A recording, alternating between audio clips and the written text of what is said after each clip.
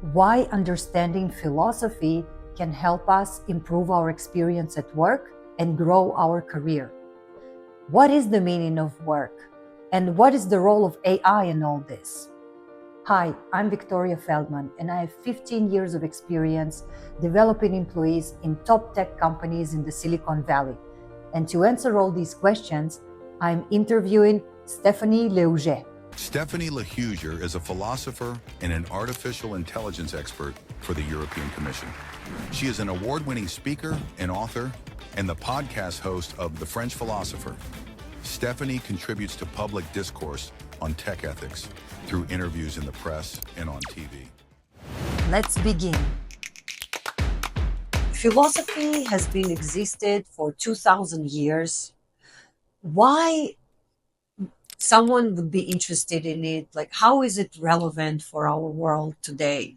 I'm so convinced that it's relevant. Like, those ancient Greek philosophers, they've been talking about things that we can still use to help us on our daily lives. Like Epicurus, for instance, he was telling us that we should make a difference between the things that are like glittery, egoistic things that drive us in life, and the other things that are the most important ones. The most important things that he believed we had to care most about was friendship, family, and today when we choose a work, for instance, sometimes we might be choosing for the wrong reasons, for reasons that are good for our ego, but that are not really meaningful. Another set of philosophers are the ones that were with the Epictetus. And another set of philosophers were the Stoics. Like, when we say that someone is Stoic, what does it mean really? Like, one of the Stoics was Epictetus. And what they believed is that we had a destiny. You can believe in that or not, but that was their belief. And because we had a destiny, it was vain to fight against it. Like, things are the way that they are, and there's not much to do about it.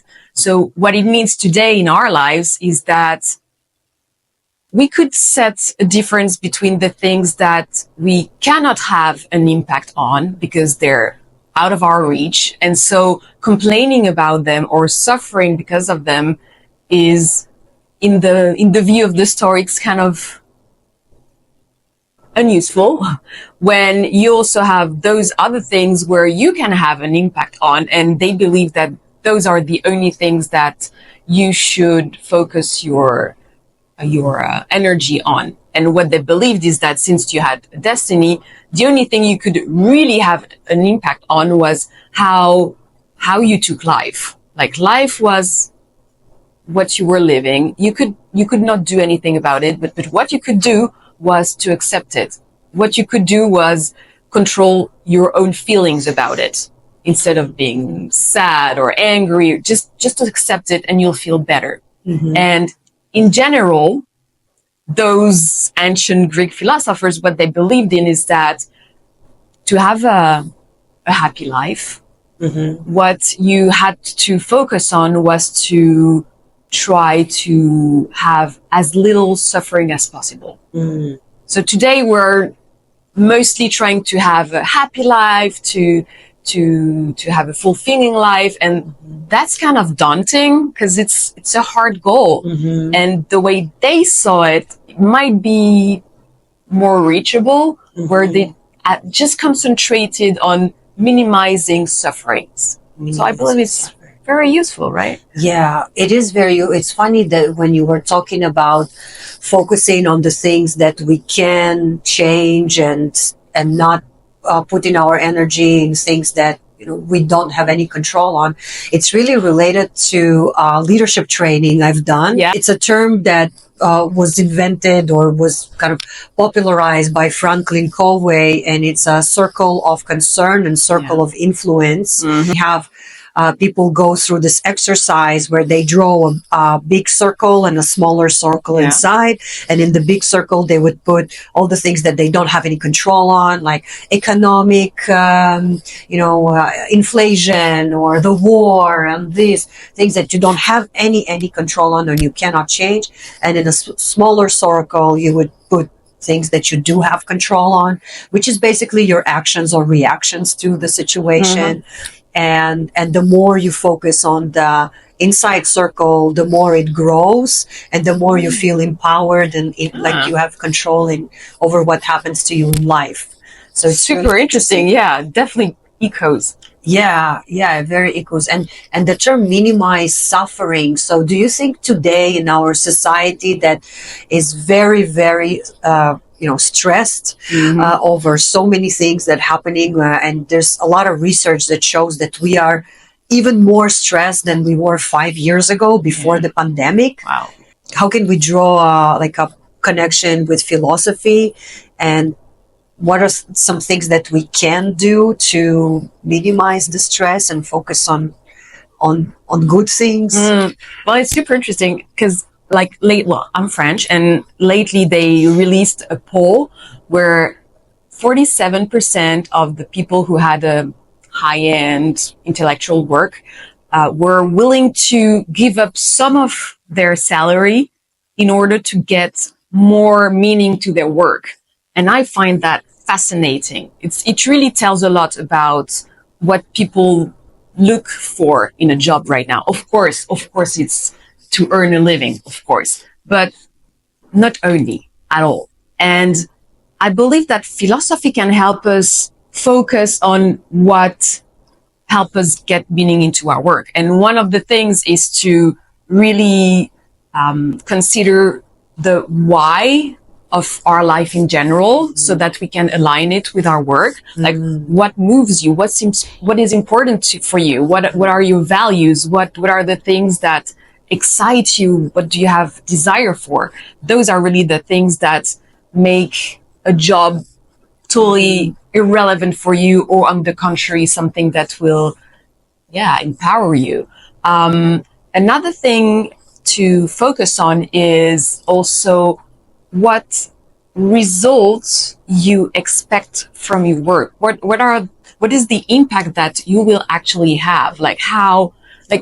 Philosophy, one of the big questions about philosophy is, who am I and what is my place in this world? Why am I here and what am I supposed to purpose? Do? Exactly.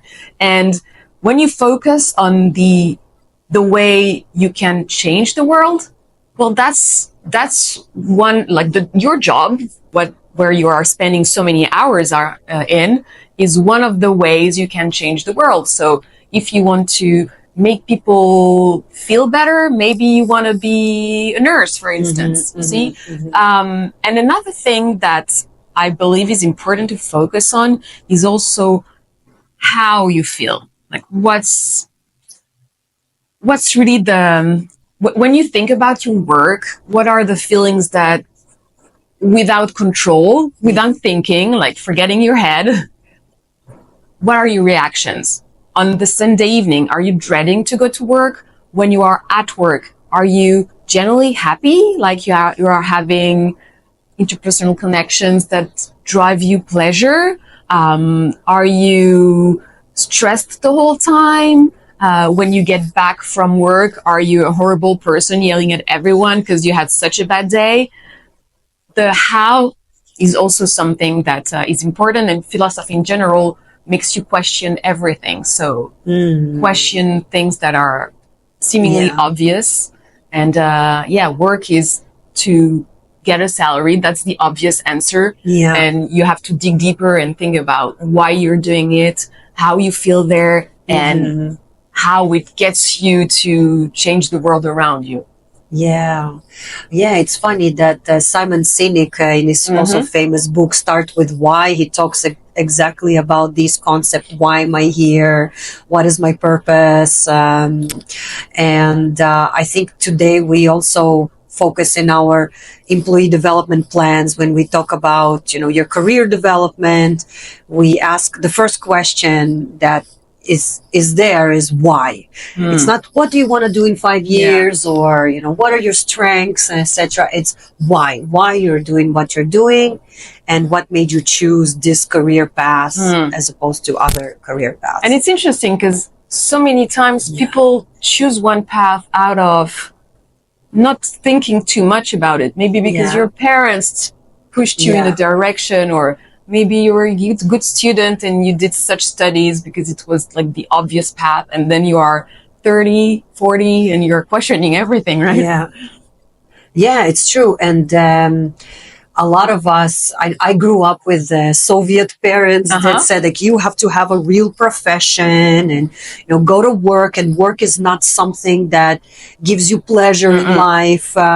Work is something that you do, you go, you pay your bills, and you, that's it. And you go home and you take care of your family. Yeah, it's definitely totally new. You're right. Like, it was just one generation ago, our parents, like, not most parents were trying to get meaning in their work. And now, well, it's a big question that everybody asks. So for employers, it's not easy because it's really a different kind of employees that you have, and you have to kind of help them fulfill deeper, things that they need in their lives. So it's also an interesting question on who has that responsibility. Imagine you're an employer and you have hundreds or thousands of employees, and you have to find a purpose for each of them, and a reason for them to come to work and feel like they're living that purpose. It's a big responsibility. Or do you think this responsibility should lie on the individual that says, I will choose this job that gives me meaning, and I will motivate myself and work to the things that I can influence to make sure that I fulfill this meaning in my day-to-day work? So where is the balance? Well, I guess that everyone has a responsibility out of it. As you say, when you have a candidate, if they can't answer their why, you can't really help them. Like, you need to know what they want so that you can see whether you can do something with them. So it starts with us. Like, we have to do the work and ask ourselves the good questions. And then for employers, there are a few things that you can do, but there are limits. Like, you can't really control the happiness of people. That's too much to ask. But you can put the conditions so that people can be helped to go towards a direction that makes them be happy. For instance, when you are recruiting people, making sure that you're recruiting someone that will thrive in the job that you are proposing them, even though you might find them useful for yourself, if they're not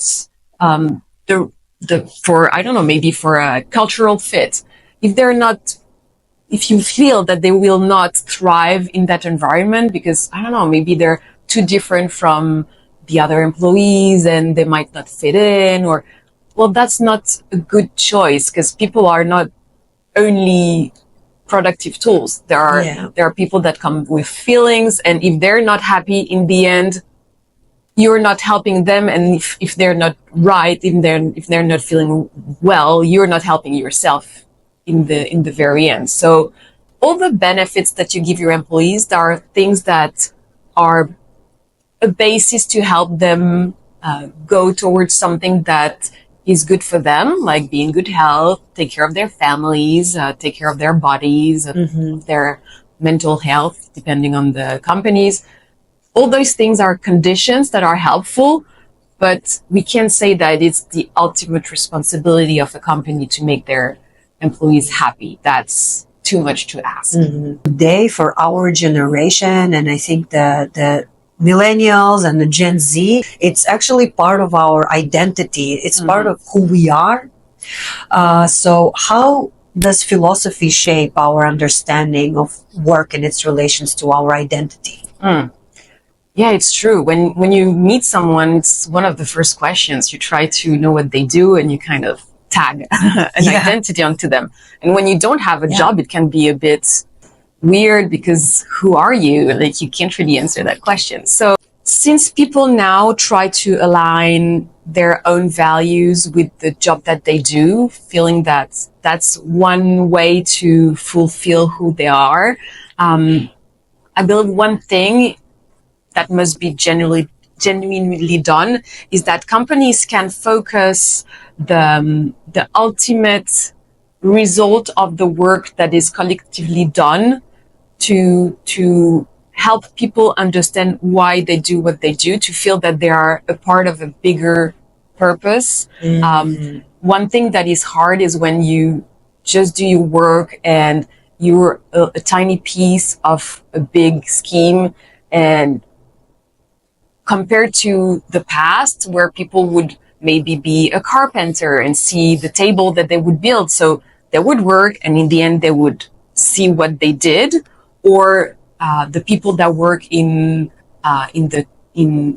taking care of others, nurses, teachers, they do something and maybe they have a smile, or maybe they see that the person learns something or feels better. You see the impact of your work. So either you are able to provide a job that provides this immediate visibility of the impact that the people have, or you try to link what they do to the bigger purpose that collectively people are working towards.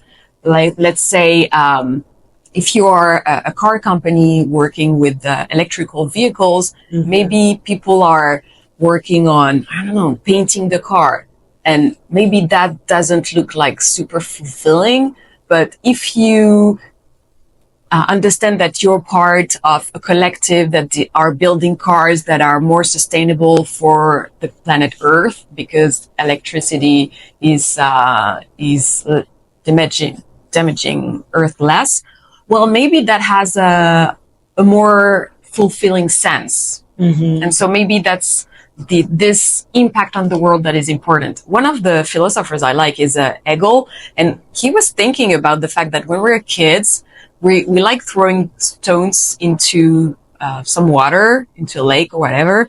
And what we like is that we can see that we have, like, our actions have an impact on the world. Like, we are witnessing that when I throw a rock into that lake, there are little circles that are on the lake.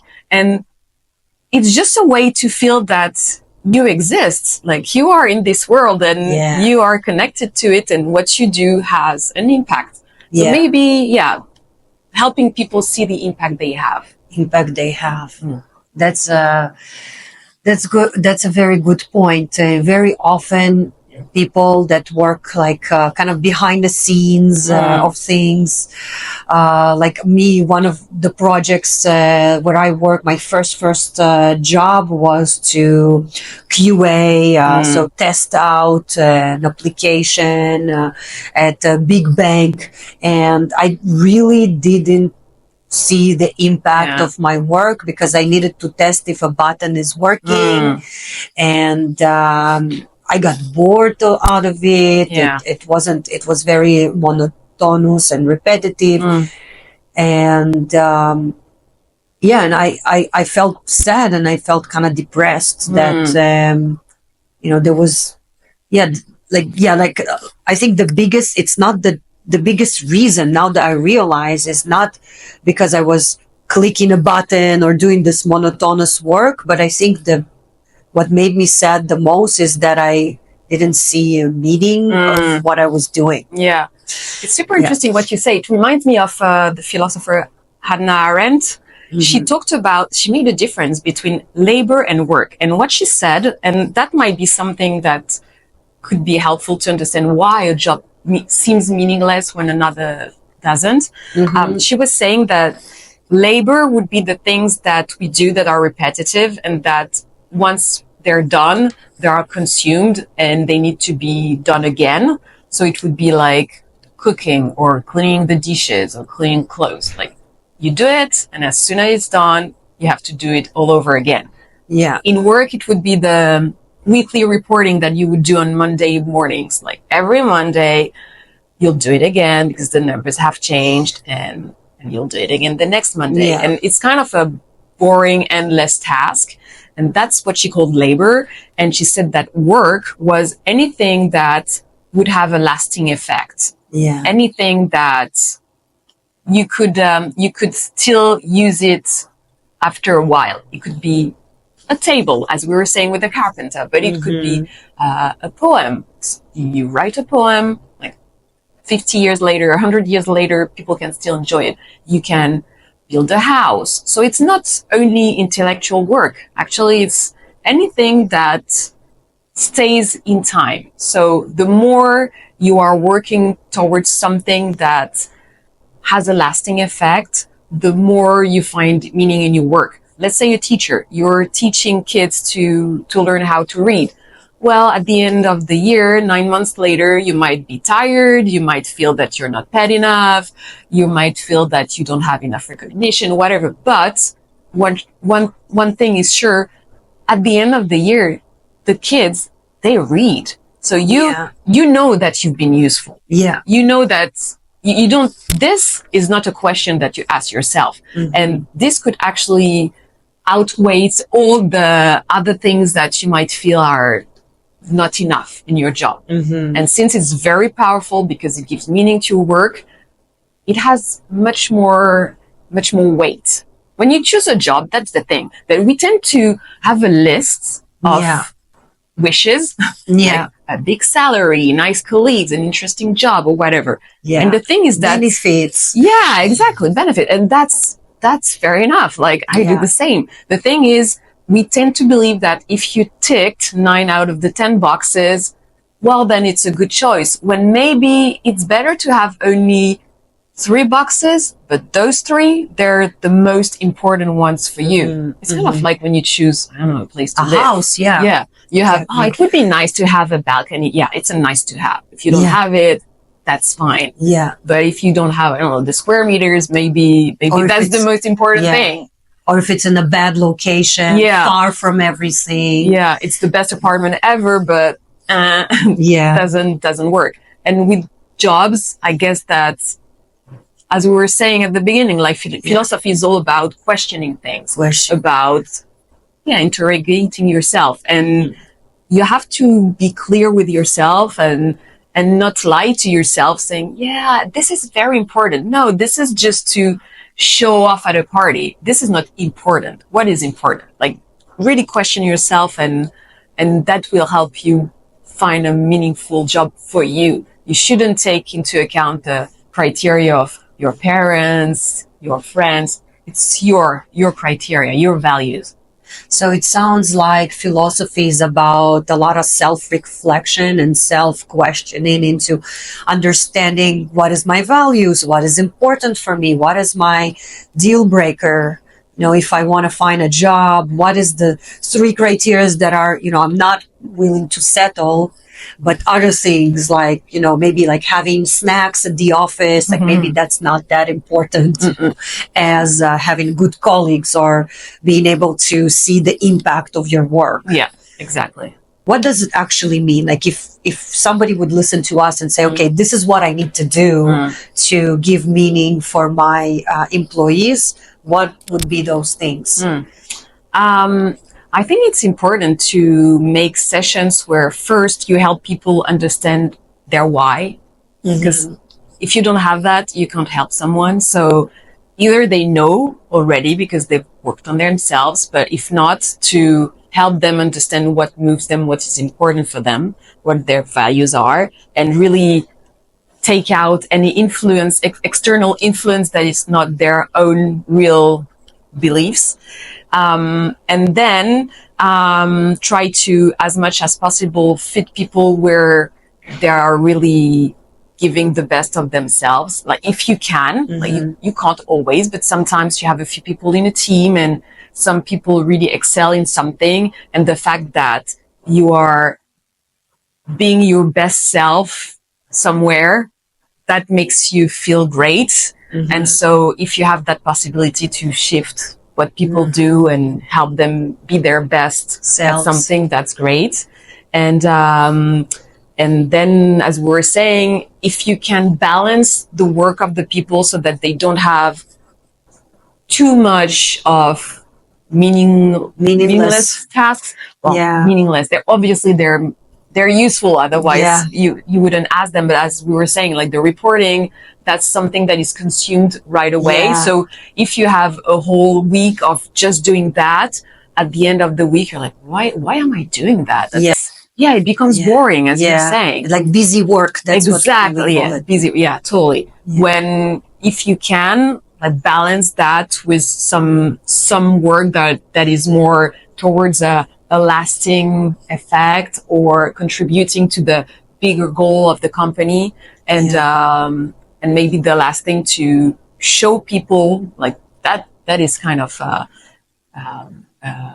coaching kind of leader where you are making people see why they're doing that, how they contribute to something bigger, how they're helping the end user. Like maybe your product is changing people's daily life because it's really easing some of their pain points. Maybe you are making them gain precious time, and so you're helping them be with their family more. Like, depending on whatever you're doing, maybe focusing on that end result that really has an impact that helps people kind of not seeing what they're doing the same way. Instead of like, I heard of that say, I have no idea if it's a urban legend, but it was someone that was working on the Notre Dame Cathedral in Paris. So hundreds and hundreds of years ago now. And they asked to two masons, oh, what are you doing? And what mason said, well, I'm putting a rock on top of another. And another one answered, I'm building a cathedral. Yeah. And depending on how you see things, I guess that's it's more enjoyable. Do you think AI is going to help us automate our tasks and, maybe delegate those busy work, like that boring report on a Monday, or checking if there is a bug in a system, so people can focus more on the meaningful work? Like, will AI is there to help us essentially find that meaning? I think it could. The thing with technology is that sometimes it burdens people instead of helping them. I'm thinking of, I know that in the medical world, before you would just have one person in front of you, you would watch them in the eye, you would talk to them the whole time. And now you spend more time filling out some administrative papers, maybe writing reportings or being on your computer. And maybe technology has taken away some of the reasons why people were there in the first place. But it's true that with AI, like, it's a very personal example, but I broke my arm like a year ago, and the nurse at the very end of our meeting, she just recorded a voice memo, and I asked if she kept that audio, and she explained that actually it would just write the report for her, the transcript. And I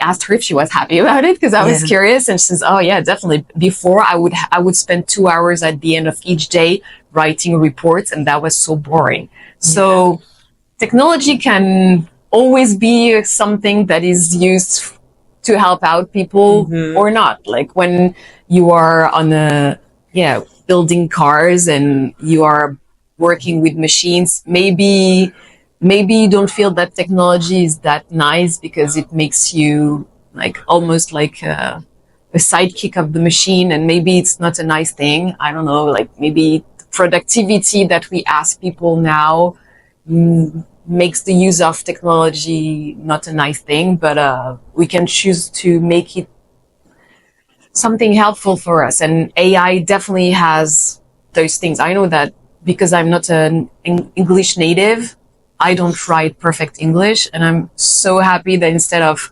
rereading 10 times my emails, I just use an AI that corrects everything, and I know it's perfect English. Yeah. So yeah, it could. We could. So it all depends on the perspective, on what we're seeing. If if it's something that we need that could help us be better at our work, we should use it. And if not, if it's a burden, then we should just continue with our day. And it's good if we have that choice, also, because not everybody have that choice. I actually talked with someone. It was a super interesting conversation. He was working at the ER. Mm-hmm. And what he said is that now it's not a question about should we use AI or not. Like, we're using it. Yeah. That's just a fact. And the question was, okay, up to which point do we delegate the decision making out of an AI? And during COVID, we've heard of those horrible stories where you didn't have enough space in hospitals and they had to triage people and put some people on the side and not help them because they were either too old or like they didn't have space to help everyone. So they had to put people in an order. Yeah. And prioritize. Yeah, exactly. And what he was saying is that there were a bit unease to trust 100% a machine that, well, first you're not absolutely sure that it's taking a better decision than yourself. So that's something to test first. But what he was saying is that somehow it's a good thing that when, imagine a woman arrives and she has an issue, the fact that you can rely on AI to suggest a treatment right away and to evaluate the chances that the person would react to it well or not based on their gender, their age, their medical condition. That's super helpful. But he was saying that the ultimate decision, he believed it was important that a human would take it because a human really understands what it means to make the decision. Mm-hmm. He was saying that the responsibility of a life, that's something that a machine doesn't care about. It's just math. It's just a calculation, a probabilistic calculation. When a human understands what it means that maybe there is 1% risk to take that decision, but if it means that the person is dead, you're a human being. You know what it means to kill someone for that family of that person. Of course. When the machine, it's just a number. 1% is low enough. Let's just do it. Yeah. See? And he was saying that to have that combined experience where humans would feel the burden of their decision, that was still something good. So if you're working in an insurance company, you know that if you supposedly refuse an insurance because someone has such illness, well, you know that they will struggle to maybe get their medication because they won't have the money to pay for their medications. Mm-hmm. So it's important to have humans in the loop. In the process. Yeah, absolutely. And I think maybe we're not ready, but tell me, what do you think about it? Is that people still don't have enough trust in AI, and especially when it comes to medical decisions, like who am I going to prioritize, the 80-year-old lady or somebody young, or a child or this, like it's so maybe there is some kind of mathematical calculation, but I wouldn't, if I'm in a hospital, I wouldn't want AI to make a decision what treatment I should get. Maybe we're still not there. Well, actually, we're pretty far into that path. I guess the ultimate thing would be to have a hybrid approach. Where you'll have both. Like, it would be a waste not to use the power of technology to get more customized medicine, to help. Like, someone who has 10 years experience might have seen a lot of things, but an AI who has the historic data of billions of patients might find, like we've seen it actually, the results have been pretty clear that usually AI finds more often than not solutions to conditions that are rare, because if you have a flu, your doctor must probably have the experience of flu and pretty quickly find that you have a flu. But if you have a rare condition, they might never have seen it, or maybe by chance in a book. Yeah. But the AI, it's there in the database, and they might connect the dots between a few conditions that you have with that rare condition. So it would be a waste not to take advantage of it. But in the end, we also know that humans being human beings, the contact of another person is a huge help. Like when we know that touching someone helps people to feel better. So a machine won't be able to replace everything, but it's definitely helpful, and it would be too bad not to use it since we have it now.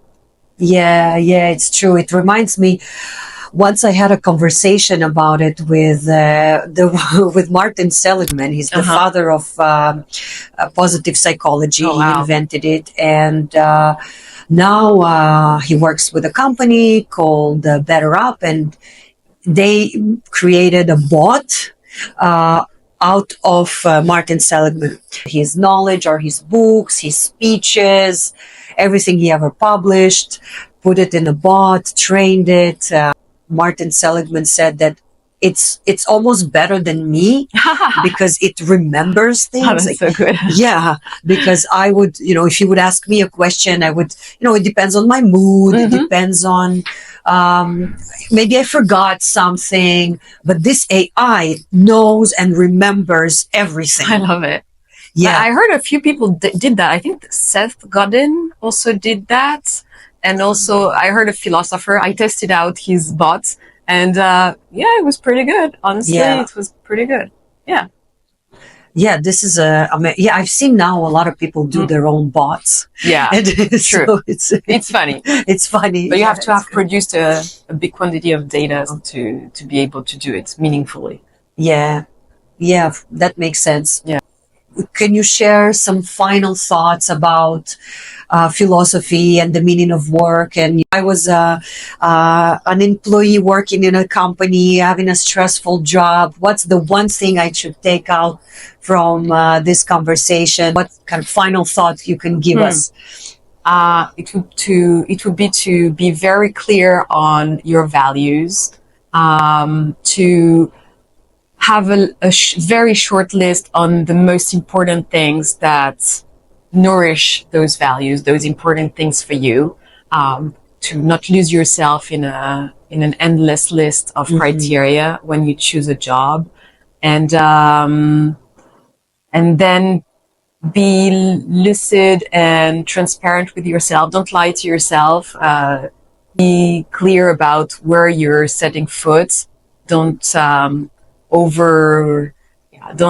don't dream too much about it. Try to be as objective as possible, and if you can, try to do or work or have a large portion of your work that contributes to something bigger than yourself that you are proud of. I love that. Well, thank you very much, Stephanie. Thank you so much. That was fun. That was really fun to do. I love it.